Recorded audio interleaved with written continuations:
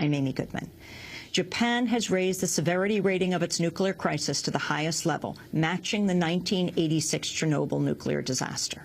The level 7 rating signifies a major nuclear accident. At a news conference today, an official from the Tokyo Electric Power Company said, quote, "The radiation leak has not stopped completely, and our concern is that it could eventually exceed Chernobyl." For an update on the situation, we go to Tokyo.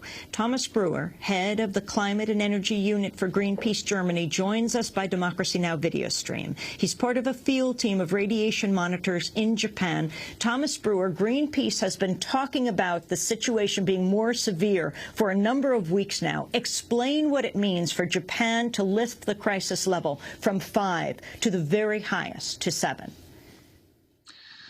Yeah, maybe first of all, the idea from the INES scale, which was introduced after the Chernobyl accident, is exactly to inform the public in a timely manner. And Greenpeace has done calculations with scientists already 3 weeks ago, where we figured out that this accident is an INES scale 7 accident. And we are wondering why the government of Japan needs 3 weeks to come to the same conclusion, especially because they must have way better data than we have. So what it means now, they wasted 3 weeks of not informing the public about the real risks of this accident. Now, though, talk about what 7 means. I mean, we're talking about the continuing nuclear catastrophe that's unfolding in Japan being equal to the worst nuclear disaster in history, Chernobyl. So from my point of view, it is not equal to Chernobyl. It is way worse, because we are like facing 3 reactors totally or partly destroyed.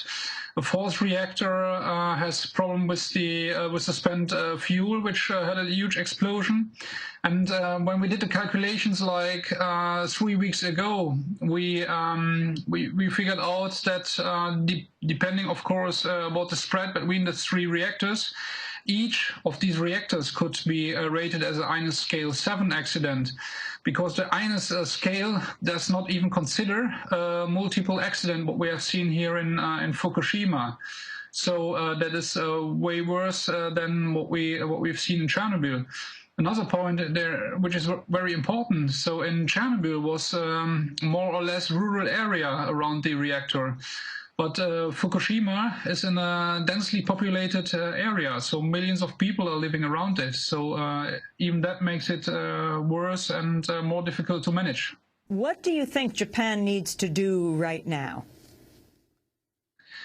So there are urgency measures. So it is now clear that since we did our field research, we warned the government that there are a lot of cities and villages outside the 20 kilometers evacuation zone, where the radiation levels are so high that people need urgently to be evacuated, especially children and pregnant women, because they are the most vulnerable part of the population to radiation. And so they have to do that now. They have to screen the whole Fukushima area, where there are other hot spots which need to be evacuated.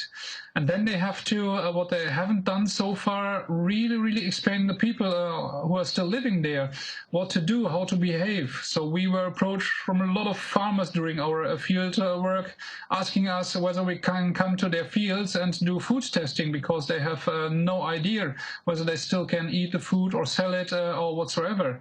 So that's a very difficult situation. We have been in Fukushima city. That's a city with 340,000 inhabitants, and we found very high levels of radiation in the city all over again.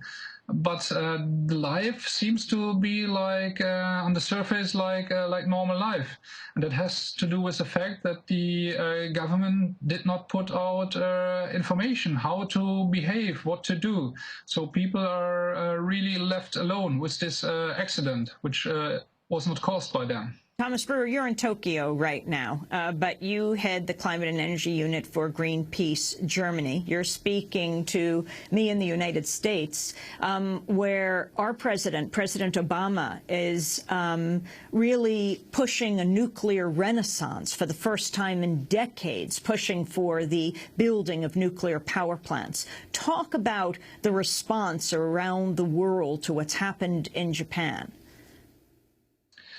So it's not understandable how one can push for nuclear renaissance, especially if you dig into the whole industry. It's first of all not compatible with democracy, because the open societies we are living in, they cannot deal with nuclear, because they are so vulnerable to terrorism and to accidents, that there will be always a clash with democracy at the end of the day. And so Obama should look what is happening in Germany. So Angela Merkel, even though she used to be quite pro-nuclear as well, after the accident, she understood the real risks of nuclear power plant, and she closed down immediately 8 of the 17 reactors in Germany. And I think that's a responsible way to deal with nuclear. It has to be closed down. I want to thank you, Thomas Breuer, for joining us, head of the Climate and Energy Unit for Greenpeace Germany, part of the field team of radiation monitors in Tokyo, Japan. This is Democracy Now!, democracynow.org, The War and Peace Report.